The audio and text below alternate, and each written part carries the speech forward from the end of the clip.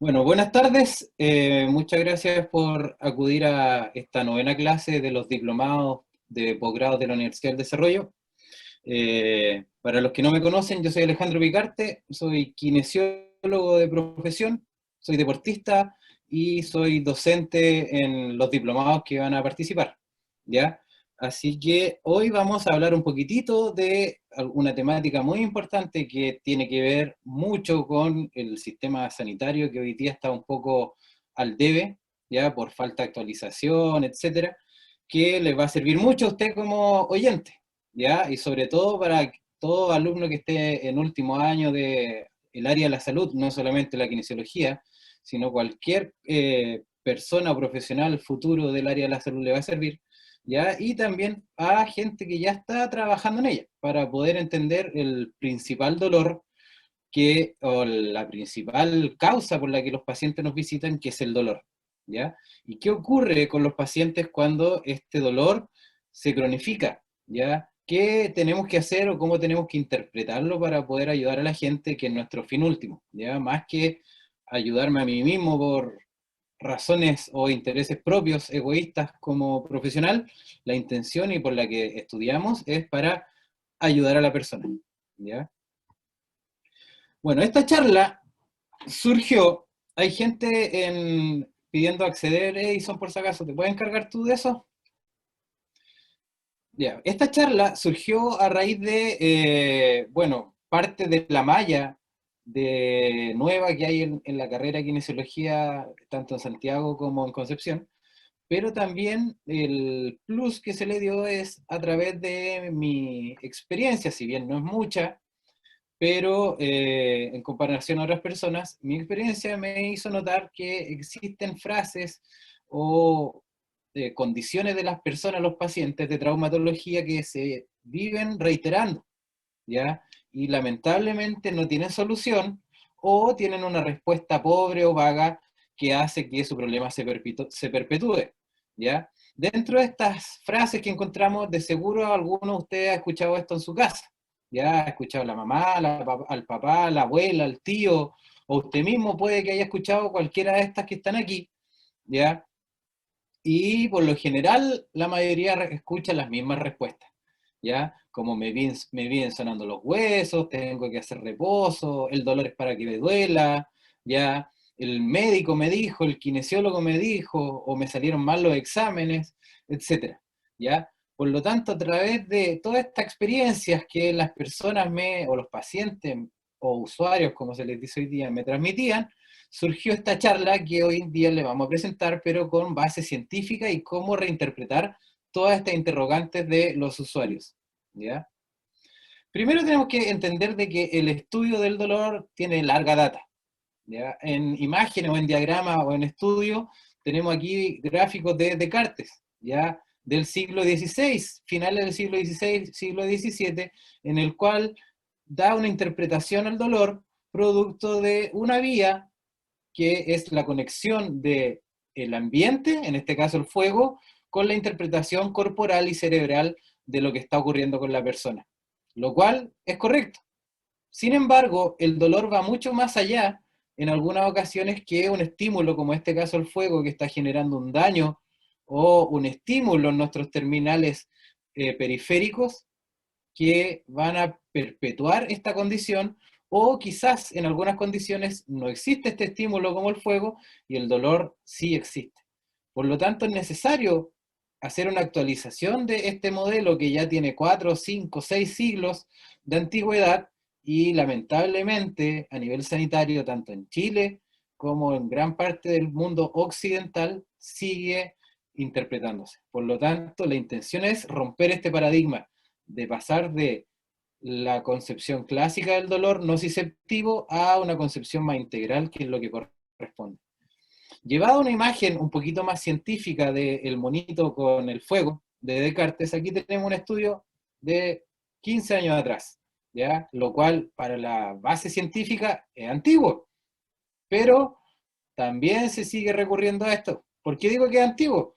Muchas veces los alumnos que están en tesis hoy, o alumnos que están en cuarto, o un poquito más estudiosos, tercero, siempre se les dice busquen evidencia o sustento científico con una actualización de 5 años.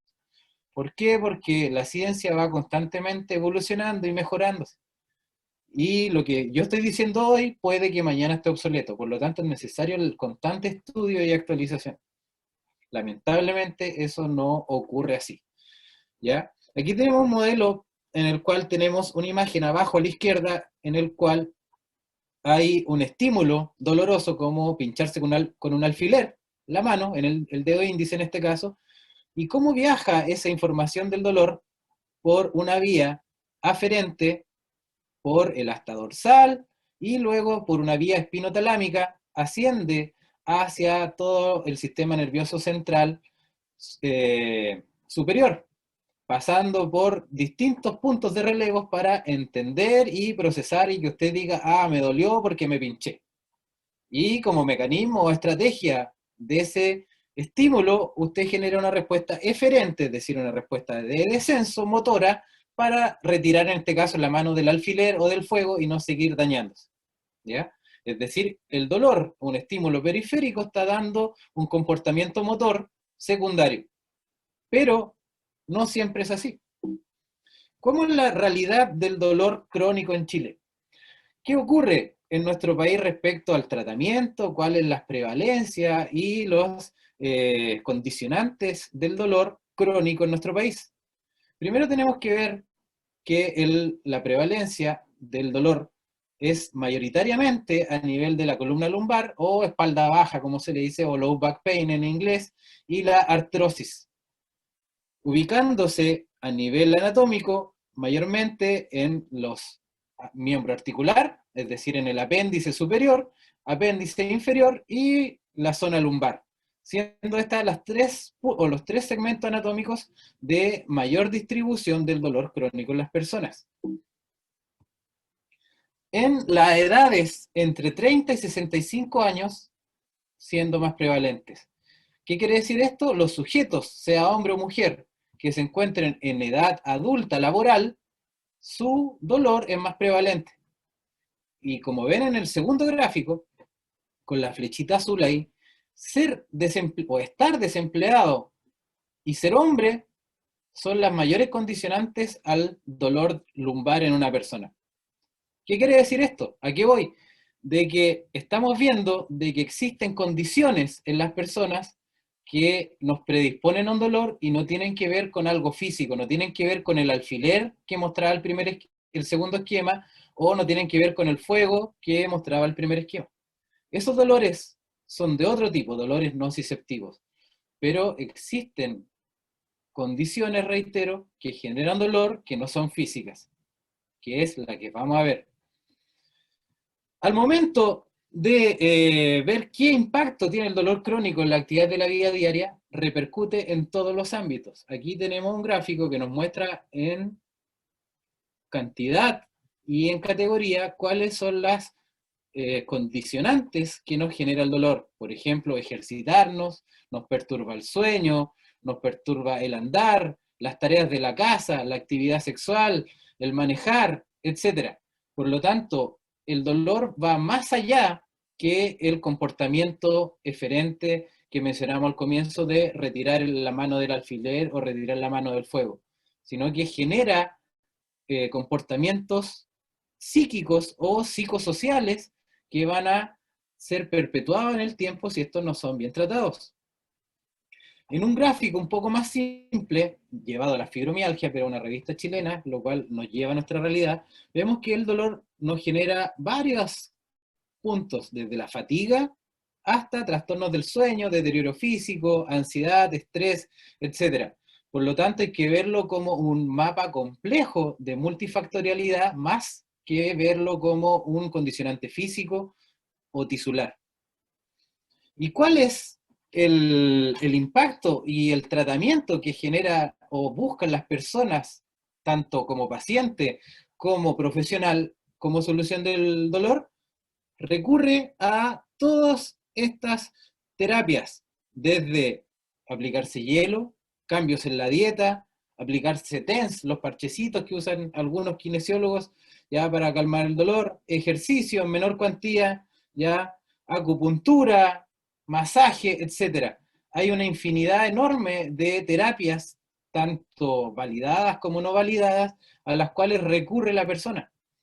Como ve, aquí tenemos dos flechitas en rojo que nos indican a dos terapias que están en mínima cantidad, como el ejercicio y la terapia o la consejería, para solucionar este dolor. ¿Por qué le enfoqué esos dos puntos? Porque esos dos puntos son los que más adelante nos van a entregar una pista de cómo enfrentar el dolor, tanto agudo como crónico, ¿ya? Sin embargo, como muestra este gráfico, es de los menos recurridos. Se recurre más al masaje, a la acupuntura, a las manos mágicas, a cualquier otra cosa, menos a estos dos, ¿ya? Por lo tanto, es necesario buscar otras soluciones, como sobre todo combatir el sobreuso de farmacología, de drogas. Aquí tenemos otro gráfico que nos muestra la prevalencia del consumo de antiinflamatorios no esteroidales en primer medida para enfrentar los dolores. Y si es que eso no funciona, se recurre a algunas otras drogas más fuertes. Es decir, a través de un fármaco busco remediar un dolor crónico, ¿ya? Lo cual no está mal, pero en sobreuso puede que no nos haga resultado y también nos genere más mal que bien por todos los daños sistémicos que pueden ser. Por lo tanto, es necesario ver otras estrategias, ¿ya? Además de que el mal uso o un mal tratamiento del dolor nos lleva no solamente a deterioros físicos, sino que a grandes costos más allá de lo monetario en nuestra salud, ¿ya? Aquí tenemos un gráfico que nos muestra 4 componentes de impacto producto del dolor en Chile, es decir, nuestra realidad, según aspectos generales de la vida, evaluado todo con escalas, ya existen miles de escalas, que eso lo podemos conversar en el diplomado si gustan, pero que evalúan aspectos generales, aspectos físicos, que es el dolor físico por el que llega la persona. No sé, tuve un 15, me duele el tobillo. Pero si esto tiene un mal tratamiento, puede que lleve a un problema mental, como la depresión, la ansiedad, la kinesiofobia, etcétera, como comportamientos erróneos sociales, ¿ya? Ausentismo, actividades, hobbies que le gusta hacer a la señora, el grupo de tejer o ir a jugar a la pelota, etcétera, que también son necesarias para una buena salud de la persona. Por lo tanto, algo físico puede perpetuar y condicionar los componentes totales de la persona biopsicosocialmente, ¿ya? Y como decíamos, no solamente lo físico, sino que costos monetarios, siendo los más caros para la salud el dolor lumbar, la artrosis de rodilla y el dolor lumbar, ¿ya? En números, si usted lo quiere ver, tenemos aquí nuevamente los reyes, artrosis de rodilla, dolor lumbar, o sea, sí, el dolor lumbar, perdón, y el síndrome doloroso de hombro, pudiendo tener muchas causas, siendo los más caros. ¿Por qué? ¿En qué gastan? En médico, kinesiólogo, fármaco y todo lo que empieza a generar esta cascada de maltratamientos como depresión. Depresión lleva a necesitar un psicólogo, más fármacos, ausentismo laboral, ausentismo de las tareas de la vida diaria, etcétera, etcétera, que va haciendo una bola de nieve en gastos económicos. Por lo tanto, un mal tratamiento es necesario corregirlo, ¿ya? Déjenme contarles esta historia y vean ustedes si es que les hace sentido, si la han vivido o han escuchado en su mamá, su papá, su hermano, su primo, o por lo que sea, de seguro usted la ha escuchado o visto por ahí. Llega una persona, X, póngale ahí en caso que es su papá, ¿ya? Y llega el traumatólogo y le dice, vivo con dolor lumbar, se me pasa y me vuelve, llevo mucho tiempo así, ¿qué puede hacer? ¿Ya? Por lo general ocurre eso en la entrevista. Y la solución que le dan es, le ponen un título a lo que él tiene, es una lumbalgia, que más encima está diciéndole lo mismo que él me dijo, dolor lumbar, lo lleva en latín, lumbalgia. Haga reposo, tómese esto y tráigame una resonancia. El 99,9%, tanto en salud privada como particular, da esa solución, ¿ya? Es decir, haga reposo para su dolor lumbar, tómese un fármaco y tráigame una imagen, generando quizás más mal que bien. Si el dolor persiste, lo infiltramos. Y si es que eso no sirve, lo operamos. ¿Ya? Sin embargo, muchas veces hemos visto que el dolor y la discapacidad persisten en las personas, por lo tanto, algo está ocurriendo mal, no solamente en el profesional médico, sino que también en la persona, que más adelante vamos a ir viendo. Y el problema no termina ahí, el problema sigue cuando llega el kinesiólogo, y lamentablemente nos dicen como el gato, perdón, ya no es un gatito porque ahí está enojado. Dice, tengo un dolor aquí, esperando que uno le dé la solución. ¿Y qué hace el kinesiólogo que no está actualizado? ¿Ya? Obviamente todo esto depende del contexto. Le coloca unos parchecitos para el dolor, le dice con esto se le va a pasar. Si es que el kinesiólogo tiene más recursos, tiene un ultrasonido, le dice con esto se le va a arreglar. Si no, le pone unas luces mágicas para que le dé calorcito y le dice con esto sí que vamos a andar bien. Y si a usted le cae bien o es un sujeto atractivo como es el de la foto, la señorita le hace un masaje y conversan y él se siente mejor y se va para la casa. ¿Ya? Por lo tanto, estamos dando varias soluciones que son mágicas, por así decirlo, que esperan a través de una herramienta externa, física a la persona, solucionar un problema que tiene que ver con algo mucho más que físico. Por lo tanto, es necesario cambiarlo.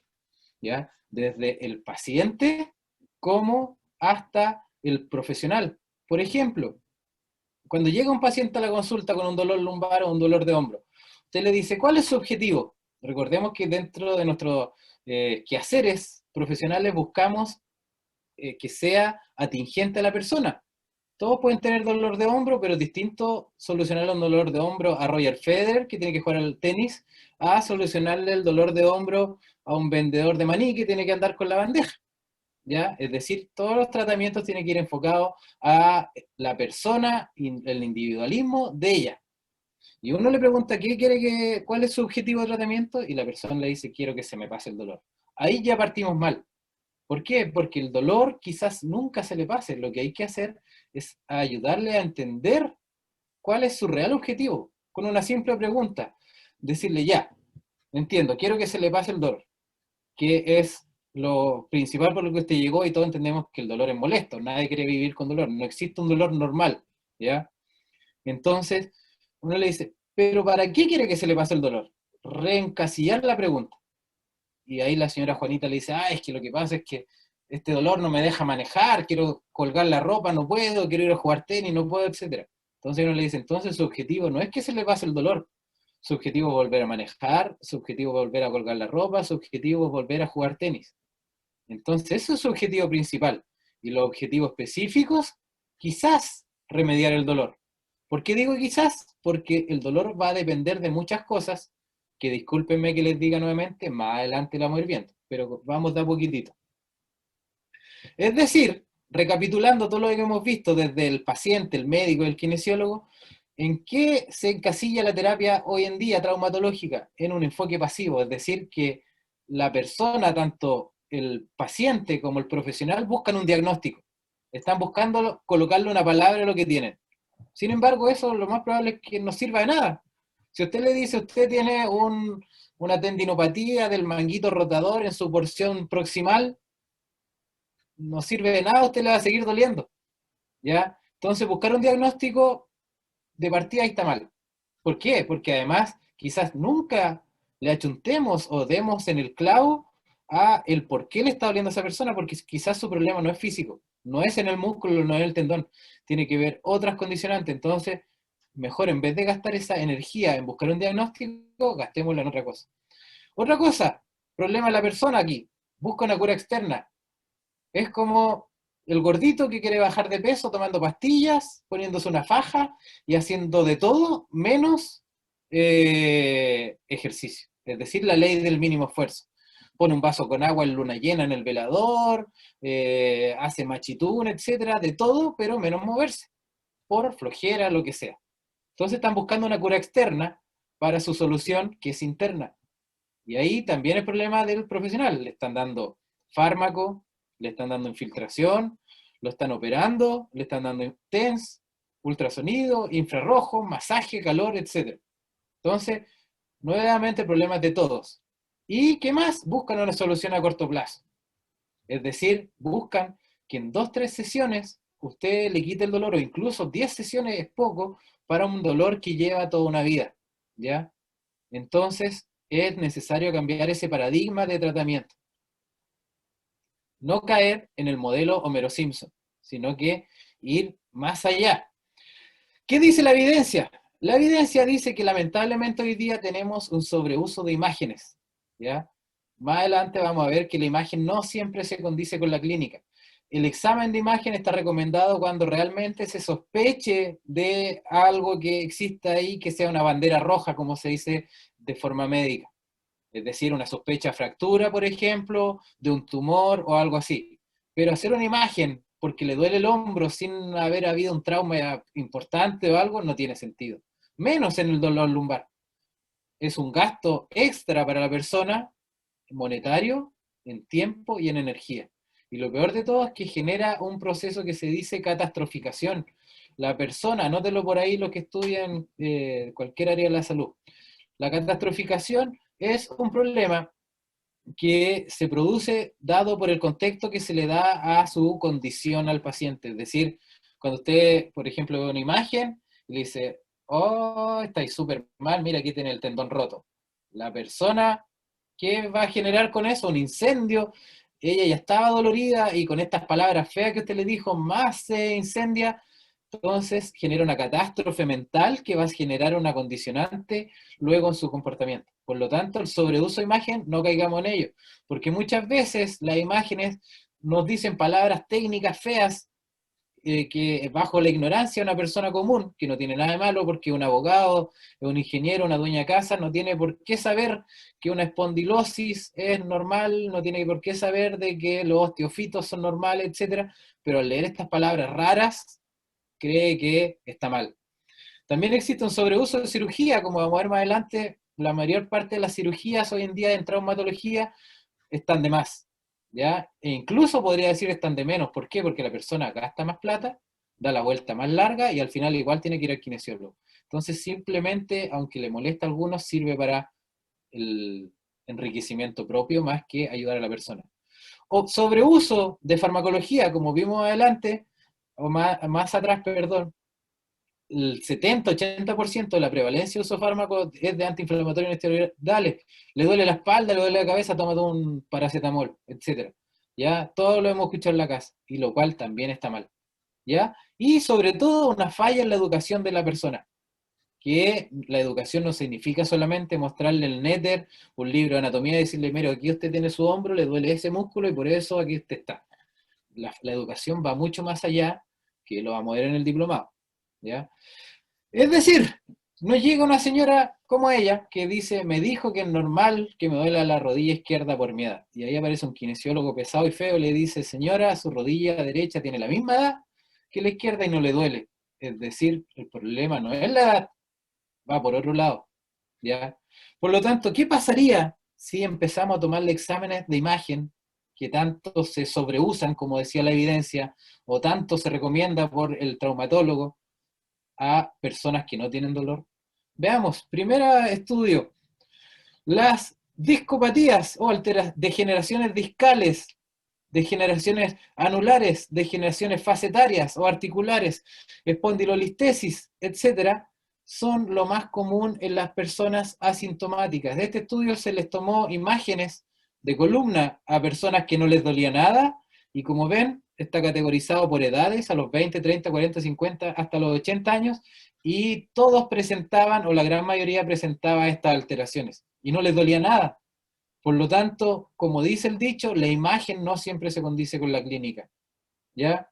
A usted le está, si puede existir gente que no tenga nada en la imagen, es decir, tenga todo anatómicamente perfecto y les duele todo.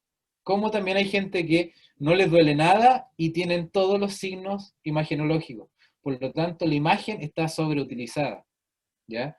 La clínica nos dice, lo mismo aquí, en lanzadores de pitchers, lanzadores de pelotas, en béisbol, que están constantemente moviendo su articulación hombro, codo, muñeca, absolutamente en estrés. asintomáticos, no les dolía nada, les tomaron imágenes y nuevamente encontraron que tenían de todo. Lesiones ligamentosas, lesiones cartilaginosas, lesiones musculares, lesiones óseas, y no les dolía nada. Por lo tanto, nuevamente, la imagen no siempre se condice con la clínica. Y así, por ejemplo, ahora tenemos personas asintomáticas, adultas, con el segmento rodilla. Y nuevamente encontramos lesiones meniscales, cartilaginosas, óseas, tendinosas, ligamentosas. Es decir, es normal encontrar todo este segmento de la rodilla con deformidades o cosas raras en la imagen, y no por eso les va a doler. Nuevamente, la imagen no se dice con la clínica. Otro estudio nos muestra cómo la prevalencia de pinzamiento femoroacetabular se encuentra en sujetos que no les duele nada. Tenemos pinzamientos femoroacetabulares a nivel CAM o pincer, es decir, que hay problemas estructurales a nivel del acetábulo, del coxal, como a nivel de la cabeza del fémur, y no les dolía nada. Pero la imagen decía que tenía algo, pero asintomático. Nuevamente, tenemos aquí imagen que no se condice con la clínica a nivel de osteofitos, ¿ya? Que es el rey que buscan al momento de diagnosticar una artrosis. Ah, usted tiene un pico de loro ahí, tiene un estrechamiento o un narrow, y dice, ah, por eso usted tiene artrosis, por eso usted le duele, tome, haga reposo, tómese esta pastilla, etc. Pero aquí estamos viendo que nuevamente hay personas que no están lesionadas, que no tienen síntomas dolorosos y tienen osteofitos, por lo tanto, nuevamente no se condice con la clínica. Y aquí tenemos otro estudio que nos muestra que no existe una relación entre el espacio subacromial, ¿ya?, con el síndrome de dolor subacromial de hombro. ¿Por qué pongo este? Porque la primera causa de dolor musculoesquelético en traumatología en Chile como en el mundo occidental es dolor lumbar, y la segunda dolor de hombro. Y muchas veces dice, ah, que tiene un pellizcamiento porque hay poco espacio entre el acromion y la cabeza del húmero, por lo tanto los tejidos blandos que están ahí se comprimen y por eso a usted le duele. Aquí tenemos una imagen que nos muestra un estudio que no hay diferencia o no hay una relación entre la distancia subacromial y el pellizcamiento. Por lo tanto, lamentablemente está usted gastando plata, dinero y generando quizá una catástrofe mental por estas palabras raras técnicas que le colocan, pero quizás su dolor no tiene que ver por ahí, tiene que ver por otras partes. Por lo tanto, como dice el gran Jeremy Lewis y Peter O'Sullivan, que son dos eminencias en investigación de hombro, y Peter O'Sullivan se mete en toda el área, por si usted quiere buscarlos por ahí en algún buscador de científico, nos dice, ¿es necesario cambiar la forma de ver el dolor musculoesquelético en las personas? ¿Qué cree usted? ¿Seguimos haciendo lo mismo, dando pastillas, dando TENS, dándole reposo, dándole sobreuso de farmacología, de imágenes, o cambiamos? Para los que quieran cambiar de paradigma y estar actualizados, sigan la clase, si no, ustedes, si gusta, se retira, ¿ya? ¿Qué nos dice la evidencia actual? Aquí tenemos otra eminencia, Adrian Lowe. Abajito al final del texto dice L-O-U-W, ¿ya?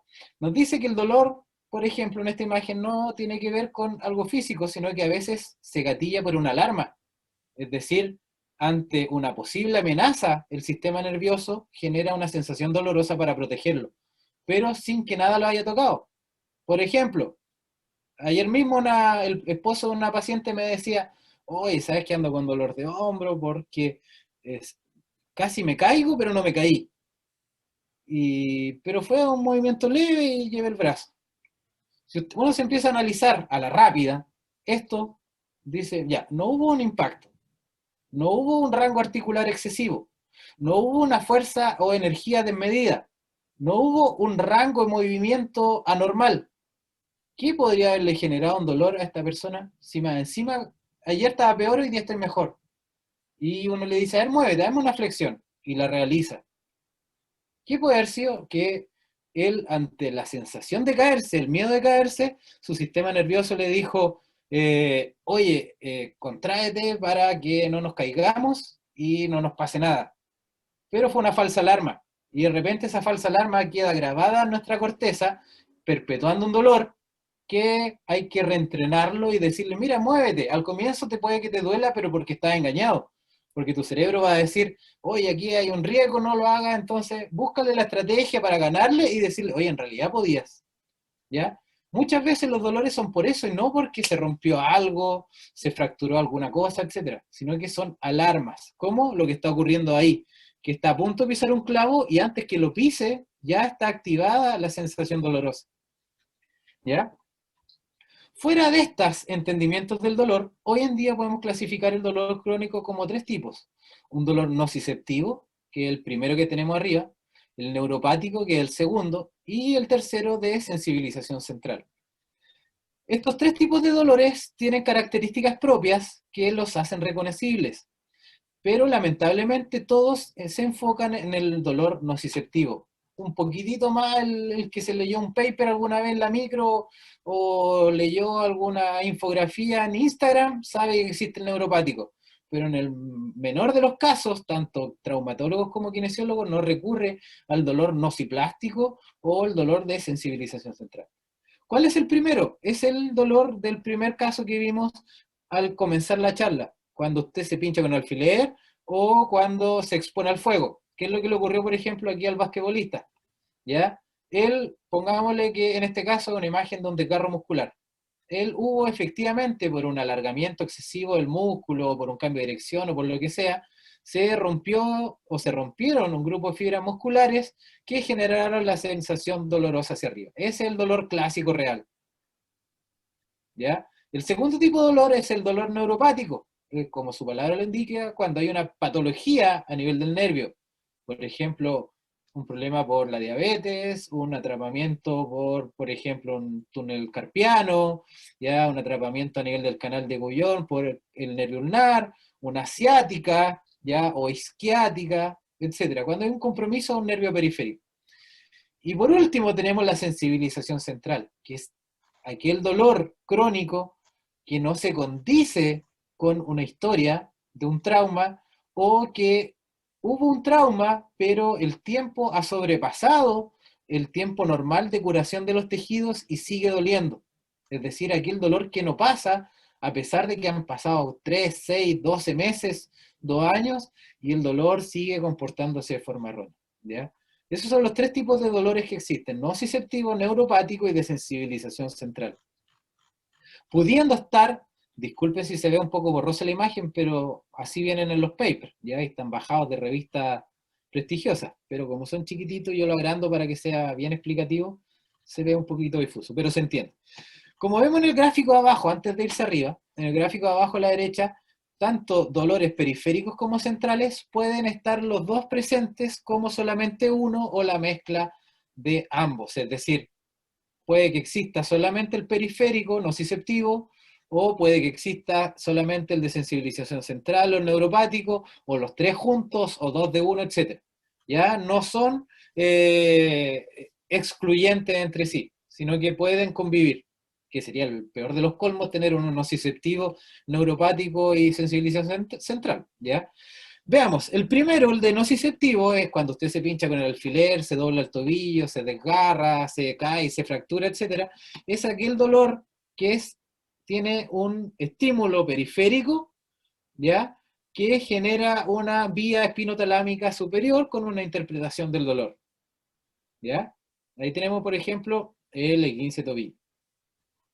El segundo tipo de dolor, vámonos al verde, el tercero que está aquí en el gráfico, ya que es el neuropático, que es debido a una discapacidad o alteración a nivel del sistema somatosensorial periférico. Por ejemplo, neuropatía diabética, túnel carpiano, como decíamos ahí, o el síndrome regional complejo.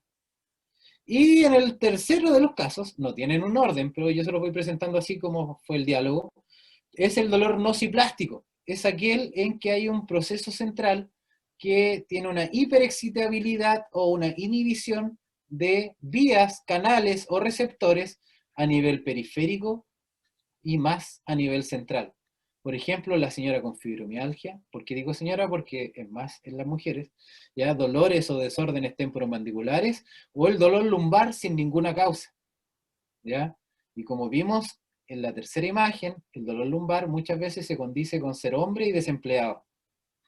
Es decir, no hay un mecanismo periférico como el alfiler que nos va a generar este dolor, sino que tiene que ver con una mala configuración del cerebro dado por algunos componentes. ¿Ya? Aquí tenemos cómo se confabulan entre ellos, pudiendo estar el nociceptivo, el nociplástico y el neuropático, los tres presentes, que ojalá no sea el caso, ¿ya? Pero no son excluyentes, generando estos tres dolores un cambio de comportamiento motor y este comportamiento motor una restricción psicosocial. Como decíamos, por ejemplo, la señora que le duele la espalda siempre y no tiene un porqué, ya no hay una explicación y es un dolor ambiguo, que a veces le duele, otras veces no, que de repente se presenta con alodinia. ¿Qué quiere decir eso? Que un estímulo que no debería ser doloroso lo interpreta como dolor, que tiene alteración del sueño, que está con depresión, etcétera.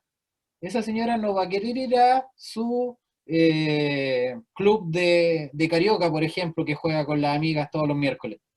Entonces empieza algo motor a repercutir en algo psicosocial, llevándola a una perpetuación de sus componentes de la vida diaria, ¿ya? A todo su ser.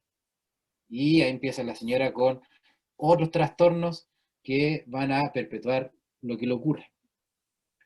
En otro estudio, 2019, como vemos ahí, ya de la revista británica de anestesia, vemos que, por ejemplo, aquí en la tercera columna, que es el dolor de sensibilización central, que es el más desconocido, no responde a una historia de lesión, daño o enfermedad del sistema nervioso. Muchas veces ocurre sin tener una causa o un origen traumatológico, ¿ya? No responde a un diagnóstico o a estructuras anatómicas correspondientes. Es decir, usted sabe que existen territorios que le dicen, ah, si está en este territorio está el dermatoma o está el músculo, etc. Aquí es un dolor difuso, generalizado, fluctuante, etc., que no tiene una lógica de presentación como de tratamiento, que usted por mucho antiinflamatorio que tome, por mucho TENS que le coloque, no se le va a pasar a la señora, generando muchas veces más hiperalgesia, es decir, un exceso de la respuesta dolorosa por sobre un síntoma normal. ¿Ya? Es decir, un paciente que se encuentra sano, al igual que imagínese una pelota saltarina que va rebotando, si esa pelota saltarina no se toma a tiempo, empieza a generar una cascada de cosas, desde pasando de un sujeto sano a cambios sensoriales hasta llegar a fallas de sistemas por respuestas maladaptativas. ¿Y quién tiene que ayudar ahí en todo este proceso sensorial, psicológico y tisular? Nosotros, los profesionales de la salud. Lamentablemente, eso está fallando por una mala categorización del dolor. ¿Ya? Aquí tenemos, por ejemplo, cuáles son los síntomas más frecuentes en estas personas con dolor crónico de sensibilización central o nociplástico. ¿Ya? Traducido al inglés para que no se estrese, tenemos, por ejemplo, cuando presenta adormecimiento, déficit cognitivo, trastornos del sueño, hallazgos clínicos no consistentes, como decíamos, que no respetan territorio, no respuesta a un estímulo, es ambiguo, difuso, ya con presentación irregular, sensación de inflamación, percepción alterada del segmento, ¿ya? Stiffness, fantasma, disquinesia o torpeza, etc. Es toda persona que presente cualquiera de estas categorías, se podría estar sospechando de que ella tenga un dolor que no tiene que ver por la artrosis que le dicen que tiene en la rodilla, sino que tiene que ver por su contexto, ¿ya? En otro estudio acá tenemos más componentes de esta característica, cuando el dolor es desproporcional, es decir, algo que debería, o entendemos, si bien el dolor es subjetivo, pero entendemos que debería doler de 1 a 10, un 4, le duele un 8, un 9, ¿ya? Cuando no es mecánico, es impredecible, cuando sobrepasa el tiempo normal de curación de los tejidos, tuvo un E15 hace 10 meses y le sigue doliendo el tobillo, ese ligamento ya se regeneró, esas vías también se regeneraron. Entonces, hay algo más ahí que no es tisular, cuando no respeta una distribución anatómica. Sobre todo cuando existen tratamientos fallidos, es decir, aquella persona que ha populado por profesionales de la salud, por todos lados sin prestarle solución. ¿Por qué? Porque recurren al tratamiento pasivo de el masaje, el guatero, la corriente y la pastillita, ¿ya? Cuando presenta factores psicosociales negativos, ¿ya? Ansiedad, depresión, pobre autopercepción, catastrofismo, kinesiofobia, evitación, hipervigilancia, aquella señora que no quiere ni moverse porque dice, ay, si me muevo me duele, ¿ya? Que no responde a la farmacología, aquel paciente que toma y toma pastillas, pero al final lo único que está haciendo es dañar el hígado, los riñones, pero el dolor no cede, duerme mal y anda irritable. Es decir, cualquiera de estas, o muchas veces varias de estas juntas, es para sospechar de un dolor no nociceptivo, sino que de sensibilización central. Pero sin embargo, el paciente sigue diciendo, dame algo para el dolor y déjame morir, como lo dice aquí el amigo, ¿ya? Y nosotros, los profesionales no actualizados, que seguimos en el modelo clásico, ya le damos su pastillita, le damos su TENS, le damos su ultrasonido, cobro, no ayudo, pero tampoco lo embarro, pero cobro, que es lo que importa, ¿ya? Entonces es necesario cambiar. ¿Cuál es el tratamiento que le dan? Aquí tenemos los distintos tipos de dolores, nociceptivo, nociplástico, neuroplástico, y toda la farmacología existente, ¿ya? Si usted quiere tomar cualquiera de esos, bienvenido sea, pero es cosa suya, ¿ya? Pero como ven, van aumentando en complejidad y en impacto a nivel sistémico de nosotros. Ese es el tratamiento del dolor que lamentablemente se usa hoy en día, ¿ya? Por suerte es con receta médica, pero lamentablemente no existe mucho criterio para recetarlo y se le da nomás, ¿ya? Por lo tanto, tenemos que cambiar eso. ¿Qué dice el gran Ronald Melzack? Otro más para que usted estudie ahí si es que gusta, ya, o no quiere buscar dolor, es muy difícil buscar en los buscadores de ciencia, para que no se enrede con terminología, mejor pone el autor, Ronald Melzack. Es uno de los principales que siempre se apunta al momento de hablar de dolor, si bien él ya hace 20, 30 años que está hablando de esto, está desactualizado, pero él ya decía cosas importantes como que el dolor es una experiencia multidimensional, es decir, no tiene que ver solamente con la piedra en el zapato, con el alfiler, con el esguince, que me dolió el tobillo, sino que tiene que ver con una amplia variabilidad de estudios, o sea, de estímulos psicológicos, físicos, ambientales, etcétera, que pueden generar esta condición en la persona. Un poquitito más adelante aquí tenemos un estudio del 2002, creo que la revista es del 2002, pero esto ya es del 98, ya que es el modelo de Griffith de organismo maduro, en el cual ya por suerte empezamos a entender de que nuestro cuerpo es más que un tejido, como la pelotita que sale a la izquierda, sino que tiene que ver también con el ambiente, que es la pelotita que sale a la derecha.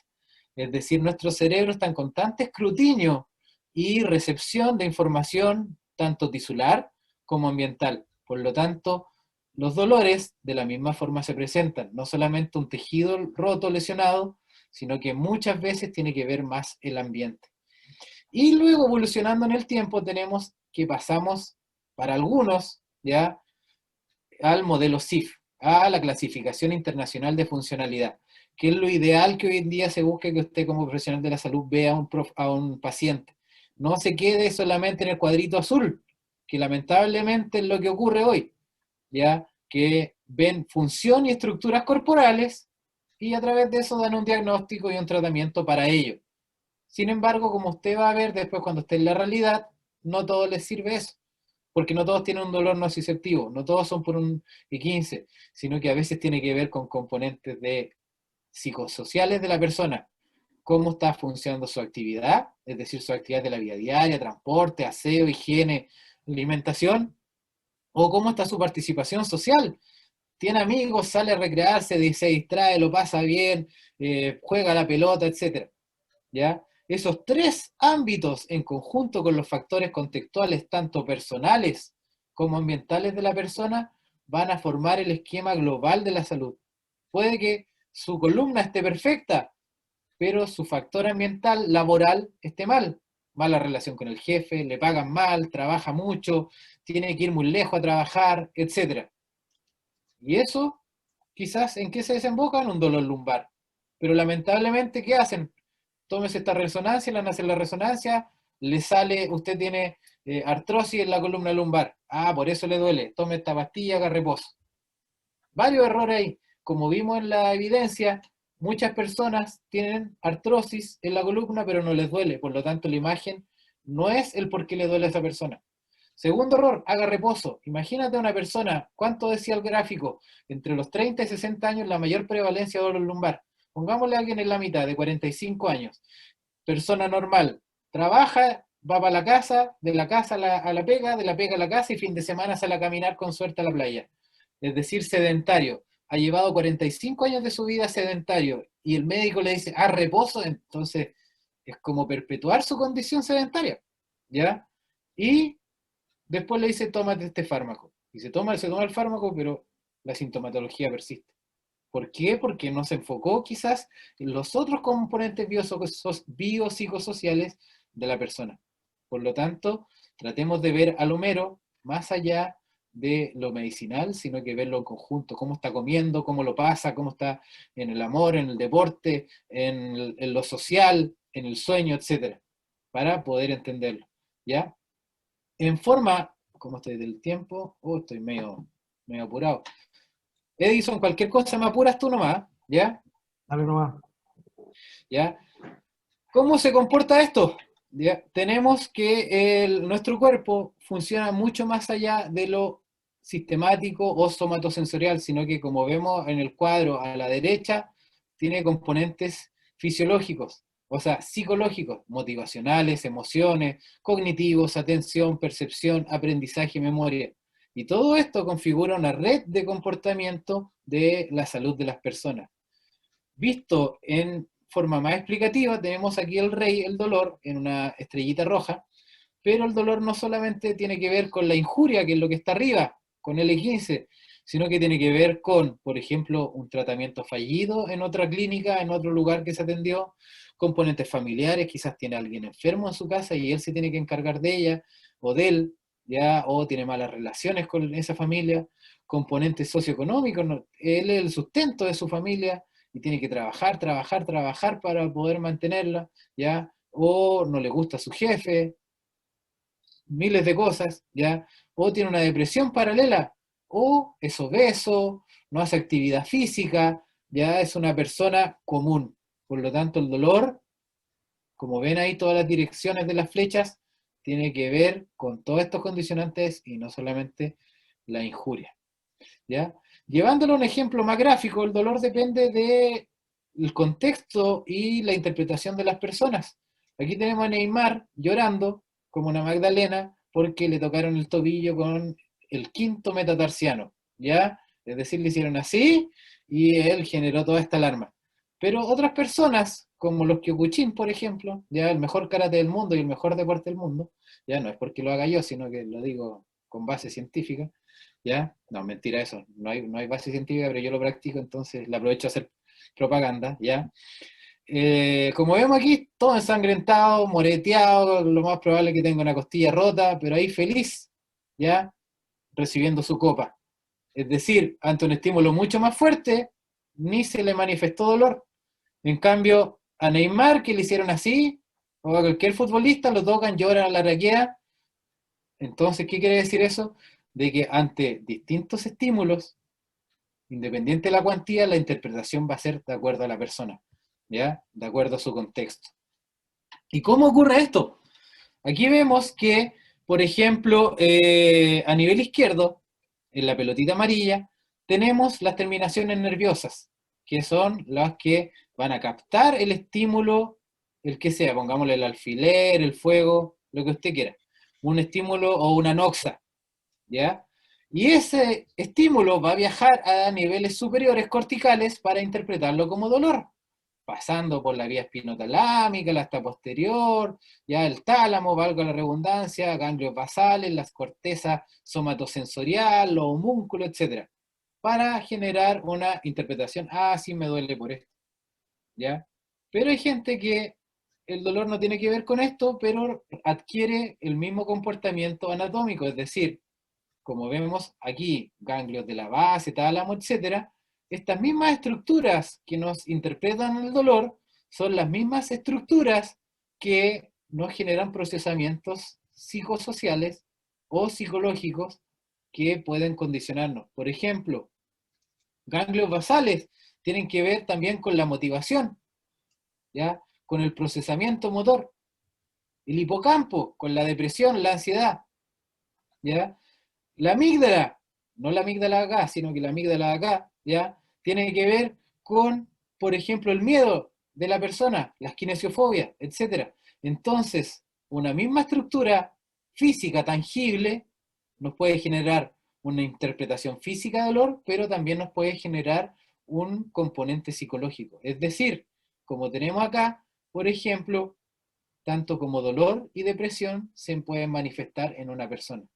Y ahí entramos en la condición antes, si el huevo o la gallina, ¿es la depresión que está generando el dolor en la persona o es el dolor lo que le está generando la depresión? Independiente del que sea primero, lo importante es entender de que existen estas configuraciones que nos pueden generar algún trastorno en la persona y una perpetuación a la cronicidad. ¿Ya? Aquí tenemos otra imagen que nos muestra cómo la depresión y el dolor crónico se alojan o generan cascadas o mecanismos de señales similares. Por lo tanto, es necesario verlo del modelo SIF, biopsicosocialmente, y no seguir dándole o vendiendo humo al paciente con terapias que sabemos que no van a llegar a nada si que usted no ha estudiado. ¿Ya? Nuevamente, el dolor crónico, ¿cómo se manifiesta en procesos psicológicos de percepción, cognición, atención, emoción, aprendizaje, etcétera? Llevando a conductas o comportamientos en la persona, como, valga la redundancia, la hipervigilancia. Aquel paciente que no se quiere mover porque cree que si se mueve se va a dañar. Pero como vimos al comienzo, dolor no siempre significa daño. Puede que a usted le duela algo, pero porque su cerebro se acostumbró a una posición y cuando usted está moviéndose a una posición nueva, la desconoce y dice, oye, no lo hagas porque yo quiero seguir flojeando, me gusta la posición en la que está. Pero no significa que si usted estira el codo, luego de haber estado mucho tiempo con cabestrillo y que está rompiéndose el bíceps, sino que simplemente su cerebro se acostumbró a ello, ¿ya? Es decir, una emoción de miedo puede generar un comportamiento erróneo de nuestra corteza y un proceso maladaptativo de nuestro comportamiento motor. En condiciones normales deberíamos estar a la izquierda, en el cual todo nuestro ser como persona en cuanto al apetito, a la ansiedad, a la cognición, etcétera, está en un equilibrio. Pero cuando existe una cronicificación del dolor, esto se desconfigura y empieza a generar lo que mencionábamos, el dolor deslocalizado, la alodinia, la hiperalgesia, etcétera. Aquí tenemos otro gráfico, no puse el autor que soy Pau, ya, pero yo solo digo Chad Cook, como se escucha, con C-H-A-D, y el apellido es Cook, C-O-O-K. También una eminencia en la evidencia, sobre todo de dolor y dolor lumbar. Nos muestra que aquí en rojo a la derecha tenemos el dolor nociceptivo, el dolor clásico, como decíamos, el que usted se dobla el tobillo, por eso se rompió algo, una información que viaja. Pero existen otros dolores que tienen una explicación como el componente azul, es decir, como comorbilidades mentales de la persona, o, por ejemplo, la privación del sueño puede generar una perpetuación del dolor, o factores cognitivos emocionales en la persona, como pacientes evitadores, pacientes con comportamientos ansiosos, depresivos, etcétera. O factores contextuales también nos pueden generar dolor, como por ejemplo, como decíamos, el caso de la persona que tiene problemas en el trabajo, ¿ya? Pobre satisfacción laboral, estrés, etcétera. Por lo tanto, no solamente nos quedemos en el cuadro rojo de la derecha, sino que veamos que existen comorbilidades como las azules, las celestes, las cognitivo-emocionales o factores contextuales o sociales de la persona. ¿Ya? Es decir, al momento, esta gráfica debo reconocer que no la hice yo, ¿ya? Sino que la robé por ahí, pero el mensaje es lo que importa. El dolor crónico, por ejemplo, lumbar, le echan la culpa a la discopatía, pero como ven ahí, no está iluminado por la lámpara, hay un mal hábito del sueño, paciente sedentario, estresado, con desconocimiento, etcétera. ¿Por qué digo con desconocimiento? Por ejemplo, eh, yo me voy a poner yo, aunque valga la redundancia, porque no conozco a nadie más de los oyentes aquí, lamentablemente. Pero, por ejemplo, yo soy kinesiólogo, sé de anatomía, sé de fisiología, sé de dolor. Entonces, pongámosle hoy día desperté con dolor lumbar. ¿Qué hago? En palabras fáciles, dejo que se me pase y sigo mi vida diaria, no. ¿Por qué? Porque yo sé que el dolor no es porque tengo un daño, lo más probable es que sea porque dormí mal, el problema porque haya sido porque a lo mejor pasé un susto y mi cerebro adquirió un comportamiento errado, etcétera. Entonces, espero que se me pase solo porque lo interpreto con la información que manejo, lo interpreto de forma correcta. Pero ¿qué ocurre con don Pedro, doña Juanita, que no tiene por qué saberlo, no es su culpa, y le empieza a doler la espalda de la misma forma que me dolió a mí, pero él no sabe de anatomía, no sabe de los componentes biopsicosociales del dolor, no sabe que el dolor a veces es una señal de alerta, no sabe que el dolor pasa, etcétera? ¿Y qué hace? Va al médico. Y el médico le da el fármaco, le da la imagen, y la imagen dice: usted tiene espondilosis L4, L5, L5, C1 y una discopatía protruyente que le genera un compromiso en la raíz nerviosa. Y a él no le dolía nada en la pierna, y como leyó ahí, dijo ciática, fantasmamente empezó a generar, es decir, la desinformación, el desconocimiento, la incultura de la gente también nos puede generar un mal comportamiento del dolor. Por lo tanto, tenemos que educarlo, ¿ya? Ya terminando, al momento de recomendar cómo tratar a esta gente, recuerden siempre evaluar a la persona y no solamente al tejido, no solamente quedarnos en lo rojo, ya, que hoy en día ya sabemos que hay nociceptivo, neuropático y nociplástico, sino que ver los factores sociales y psicológicos de la persona para poder analizar el conjunto de todo bajo el esquema SIF, biopsicosocial, y no estar dándole remedios que no van a llegar a nada porque quizás no le achuntamos, ¿ya? Es decir, puede que nos llegue alguien con un dolor nociplástico, crónico, de sensibilización central, y por mucho antiinflamatorio que nosotros le demos, no se le va a pasar. Si hacemos una analogía a otra cosa, si yo doy un mal diagnóstico al dolor y creo que todos los dolores son nociceptivos, todos son producto de que hay algo que me está pellizcando aquí y me genera dolor, es lo mismo que si usted le llega a un paciente y usted lo diagnostica de apendicitis y le opera los pulmones. ¿Qué va a ocurrir? La apendicitis va a seguir ahí, se va a perpetuar y va a ser peor. ¿Ya? Aquí ocurre lo mismo. Si usted no diagnostica bien un dolor, va a seguir operando algo que no corresponde. Por lo tanto, diagnostique bien bajo la evidencia. ¿Ya? Aquí tenemos otro crack, que es Emilio Puente Dura. Aquí tenemos que llegar al tratamiento B, al que está a la derecha, en el cual eduquemos al paciente para que él genere un comportamiento, un cambio en el tratamiento de forma activa y no estemos dando estos tratamientos vendiendo humo con, aunque me reten y me critiquen, osteopatía, terapia manual, quiropráctica, que son bienvenidos, pero el grueso de la terapia va por otro lado, ¿ya? Dejémonos de tratamientos pasivos, sino que eduquemos a la persona para una recuperación activa.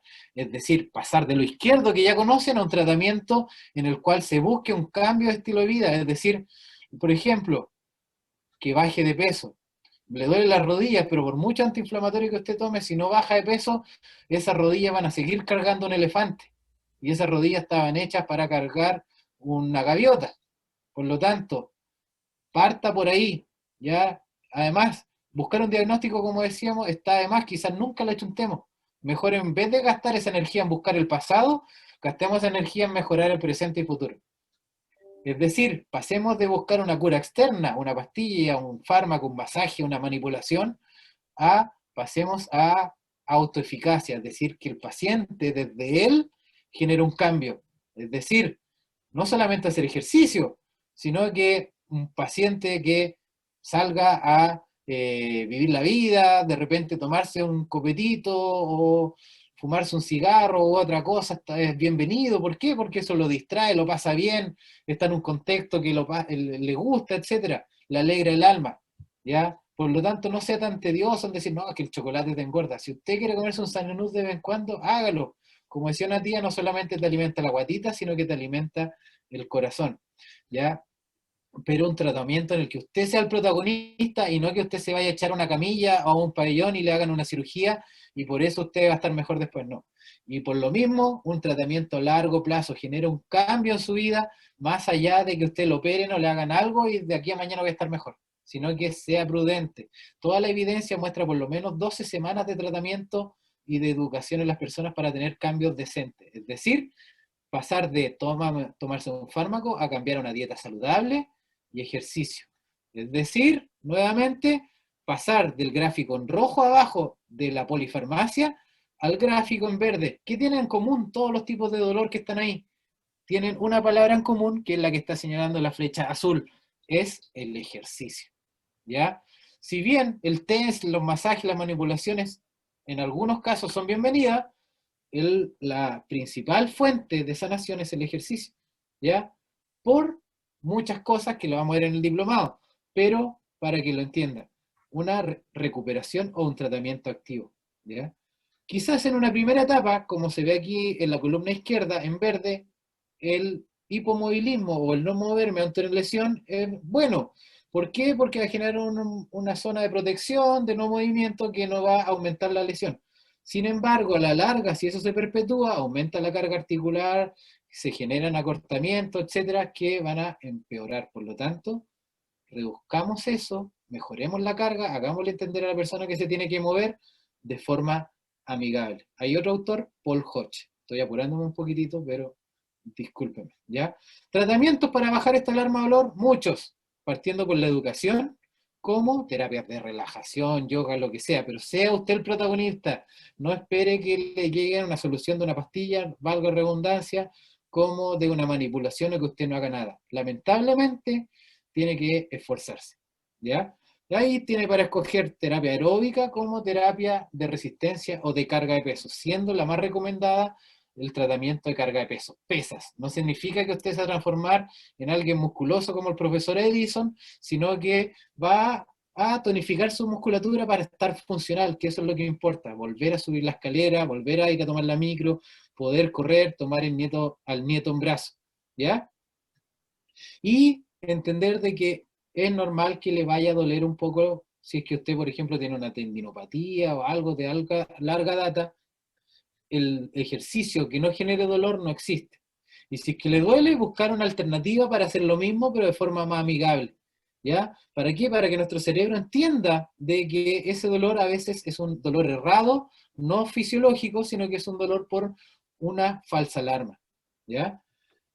Para finalizar, discúlpame Edison, tenemos que pasar de lo que está a la izquierda, el dolor de hombro, al dolor de espalda, a la misma autoeficacia que usted hace cuando le duele la cabeza, cuando usted se tiene una quemadura por el sol o le duele la guatita. Cuando usted adquiere cualquiera de estas tres últimas condiciones, usted no parte al médico. Por ejemplo, le duele la cabeza, deja de ver tele, sale a caminar, se airea, se relaja, pasea al perro, hace cualquier actividad que usted sabe que le va a remediar. Cuando usted tiene una quemadura de sol, ¿qué hace? Se hidrata, se pone bajo la sombra, se echa aloe vera, etc. ¿Ya? Cuando a usted le duele la guatita, deja de comer grasas saturadas, por ejemplo, se alimenta de una forma mejor o sale a caminar, etc. Entonces, con la misma autoeficacia que usted es capaz de manejar esto, los dolores musculoesqueléticos también pueden ser manejados, pero tienen que tener conocimiento que usted le tiene que dar al paciente. No correr por cualquier dolor al médico, ¿ya? O si va al kinesiólogo como yo, mejor porque me ayuda a pagar la moto, ¿ya? Pero siendo realistas, no vaya inmediatamente al médico. Es decir, sea autoeficaz, tenga los cambios necesarios en su estilo de vida para enfrentar su condición dolorosa y no recorra a soluciones pasivas. Es decir, identifique cuál es su obstáculo y metas claras. Es decir, voy a bajar de peso, pero no de aquí a mañana, sino que a 6 meses. Voy a cambiar mi alimentación.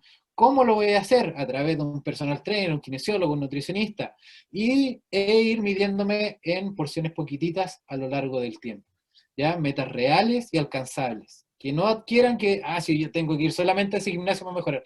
No, salir a caminar es tan beneficioso como hacer pesas en comparación a quedarse en la cama mirando tele. ¿Ya? Es decir, vayamos a un modelo biopsicosocial, promovamos la salud de la persona y no la enfermedad, vayamos a una rehabilitación activa en el que el paciente sea el protagonista, ¿ya? De acuerdo a sus preferencias, eduquémoslo y vayamos a hábitos de vida saludables. Es decir, muévase, haga ejercicio y métase al diplomado. Muchas gracias.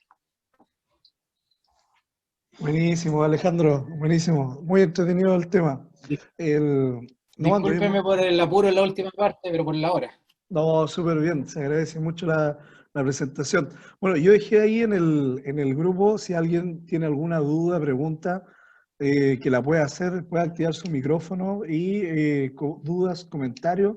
A mí me parece excelente todo lo que tú has dicho. Mira, tengo una duda. Esto, ustedes, tú que trabajas tiempo en la docencia, ¿es parte de los planes de estudio actual o no? ¿Cómo lo has visualizado tú, Alejandro? Por suerte, este año sí.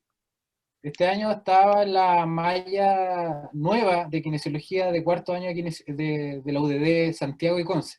Como ustedes saben, ambas van a la par, ¿ya? Aunque en Santiago nos dan las directrices, pero acá, gracias a Dios, tengo un buen equipo del área musculoesquelética que pudimos generar las unidades para poder hablar de esto, ¿ya? Si bien siempre uno puede hablar mucho más, como vimos acá, hablamos solamente la introducción y apuradamente, en clase ocurre lo mismo, pero por lo menos ahora se está viendo, ¿ya? Es decir, las nuevas generaciones van a tener estos temas actualizados. Súper, súper, me parece bien porque de hecho dentro de la, bueno, yo trabajé algunos años en el Servicio de Salud de Talcahuano y dentro de las reuniones que teníamos también entre nutrición y kinesiología, nos plantean de que la gente evalúa muy bien el uso de luces, de turbiones y de otros como equipamientos, accesorios. Entonces, entendiendo lo que tú nos transmites, esto es algo nuevo, es digamos, un cambio en el paradigma de la atención al paciente, así que por lo menos me parece muy bien el nuevo enfoque que se le da. Y una pregunta que yo tengo, ¿esto también es aplicable en lo que es los programas de cuidados paliativos? Por ejemplo, para los pacientes postrados o que tengan alguna enfermedad muy invalidante. Es que ahí va a depender el origen de, como te dije, había que evaluar al tipo de paciente, pero un paciente que está postrado, lo más probable es que tenga una cronificación de su problema, y aparte del por qué está postrado, porque puede que esté postrado por algo no traumatológico, ¿ya? Entiendo. La condición y el contexto en el que está él puede que le genere dolores de origen no tisular. Por lo tanto, también ahí se recomienda el ejercicio terapéutico, y sobre todo porque está postrado para movilización de fluido, ya, reactivación de musculatura, carga de peso para la resistencia ósea, etc. ¿Ya? Entonces, el ejercicio cada vez me convenzo más de que es el mejor fármaco, pero lamentablemente no se ha inventado en pastillas, así que nadie se ha hecho rico con ello. ¿Ya? Pero es la píldora para todo, para postrados, cualquiera de estos tipos de dolor, etc. Se entiende. Bueno, a mí la experiencia más cercana que he tenido a lo que tú dices es la implementación en parte de estos modelos por Diego Bobadilla, el jefe del área médica allá en Huachipato, que él digamos, implementó esto en el club, en el cual el deportista que estaba en el proceso de reintegro posterior a una lesión, estaba muy acostumbrado al descanso y también a otro tipo de terapia. Sin embargo, cuando se implementa esto, oye, en realidad tú tienes que recuperarte entrenando, tienes que recuperarte con este programa de ejercicio, fue algo que también generó un poco de resistencia, no solamente en los jugadores, sino que también en los cuerpos técnicos, como, oye, esta persona, ¿qué le pasa? Así que me imagino que para ustedes va a ser algo similar esto, pero me parece muy bien que se esté desarrollando, Sí, porque, implementando. como dices tú, imagínate, Diego que trabaja en Huachipato, que son pacientes o son personas activas, deportistas, que prefieren el tratamiento pasivo, imagínate lo que cuesta con una persona que no es deportista, no es activa y está acostumbrada a la solución inmediata, ¿ya? Así es. Entonces es un cambio muy difícil de hacer, pero lamentablemente la evidencia es lo que dice así, y la ciencia se basa en evidencia, ¿ya? Pero no llega a todos. ¿Por qué? Porque están cómodos en su sistema, porque así ganan plata, digamos la verdad, ¿ya? Porque también, así como hacer ejercicio es una lata, estudiar también es una lata para muchos. Por lo tanto, se vive en la desactualización y caemos en el tratamiento pasivo y en estas preguntas. Entonces, va en usted que se actualice para poder ayudar a cambiar todo esto, ¿ya? Pero es un Excelente. camino largo, pero por lo menos ahora estamos en el inicio. Súper. Alejandro, más que agradecido por tu presentación, súper contento por todo lo que se pudo desarrollar este tema. Y bueno, hay un comentario, pero es agradecimiento, una Constanza Villarroel dice, solo quiero agradecer la presentación muy completa, muy entendible. Bueno, yo me sumo a las palabras de Constanza y Gracias. la verdad es que muy clara la presentación. Yo no siendo del área, me queda muy claro y encuentro que es un tema que hay que desarrollarlo. Así que feliz. Bueno, agradezco a Alejandro su presentación, agradezco a todos ustedes por estar presentes. Les pego el aviso de que les voy a enviar las invitaciones para nuestra siguiente y última Open Class, que va a estar orientada a todo lo tecnología, neurociencia y rendimiento deportivo. Y además les voy a enviar el link de este video para cuando ustedes lo quieran revisar en el canal de YouTube. Va a quedar ahí disponible para cuando ustedes tengan tiempo y ganas de poder revisar algunos contenidos, etcétera. Así que eso, me despido de ustedes. Muchas gracias, Alejandro. Muchas gracias a todos.